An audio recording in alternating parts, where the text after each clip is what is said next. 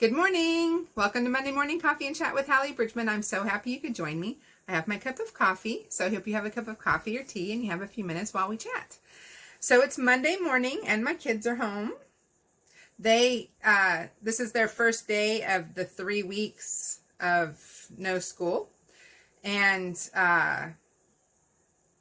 it's going to be very interesting around here because my husband, who travels for work, most of the time he's gone 1 week gone, 1 week home. And I don't ever talk about that because I don't want to announce to the world that my husband is not home. But he's also home. Like he works for a healthcare, he's in the healthcare industry right now as a consultant, and they canceled travel for his contract. And so he's working remotely from home. The boys are working remotely for school from home. And what that means, despite the fact that I am completely thrilled, I'm not that mom that's like dreading the next 3 weeks. My boys are really well behaved and very easy to entertain.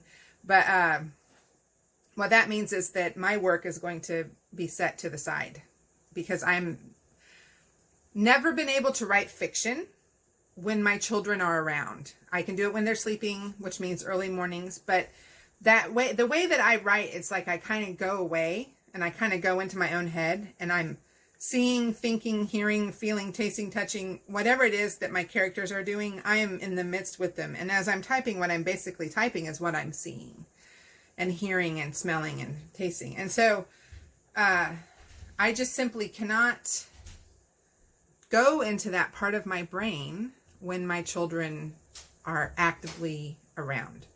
And it just is how I work. And so I've tried it, and it's very stressful to try because I'm not able to do it. And so I have said a couple of times that Alexandra's appeal will publish on April 21st. And I'm no longer saying that. I'm going to attempt to be up really early, like 4 every morning, and work as hard and as fast as I can. But I'm not promising that I'm going to be able to do it because I have no idea what my mental state's going to be like, what my emotional state's going to be like, or what my spiritual state's going to be like in the midst of everything that's going on around us. And I would rather just say now, if it happens, that would be amazing. And if it doesn't, we'll know what the dates look like later.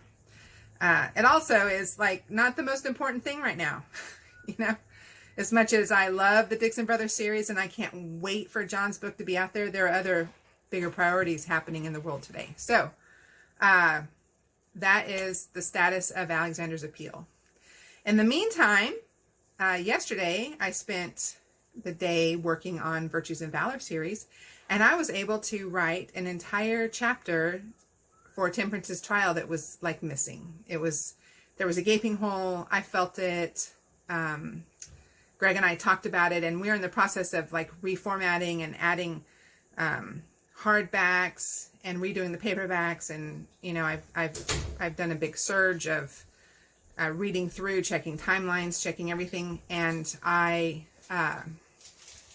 will add that chapter. And by March 31st, the new and improved Virtues and Valor will come out. And what we're doing is putting together a book 1 through 4 compilation and a book 5 through 8 compilation. We'll be doing an ebook, paperback, hardback, the whole thing together, the thing separate. It'll be an all new Virtues and Valor thing happening. So I'm super duper excited about that.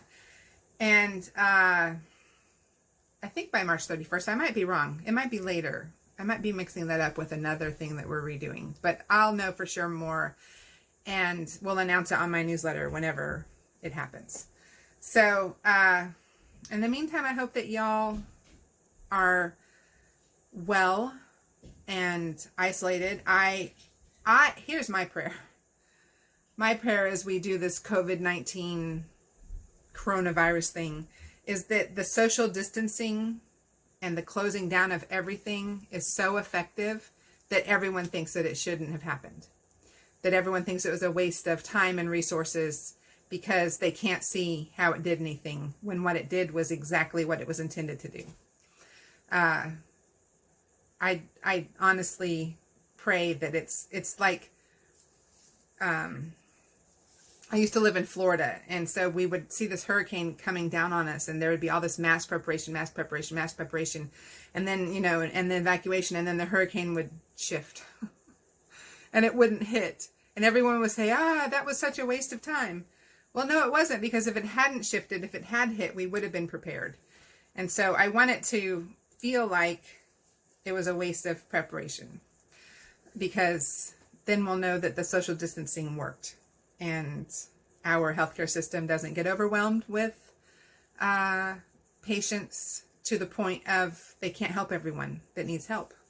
Because if it was me or my family, if I went to the hospital, I would desperately want them to be able to help us. So, in the meantime, I know that it's a hardship to social distance for one. I have seen a couple of memes. One is like, avoid crowds and stay home.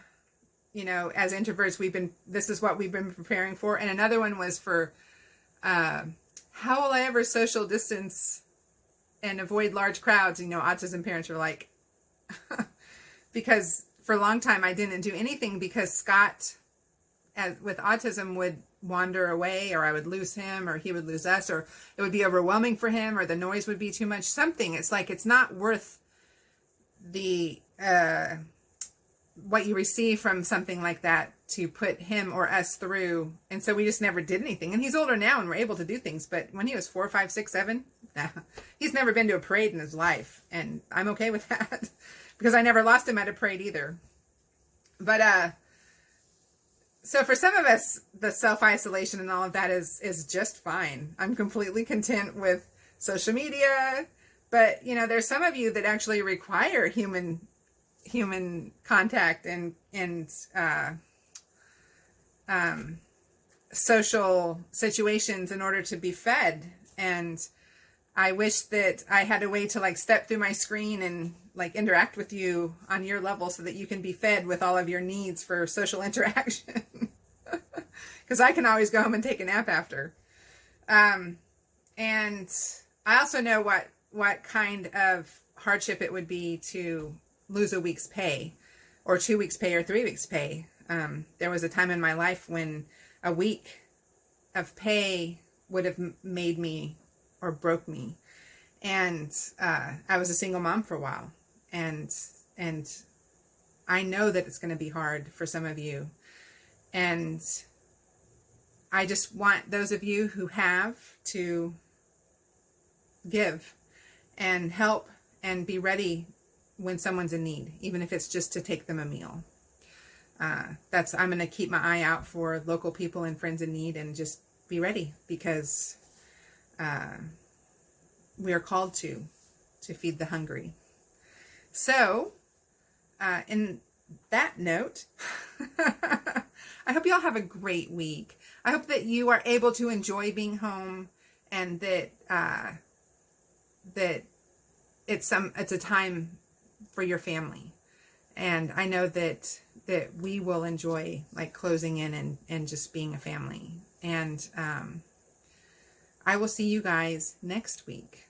God bless you.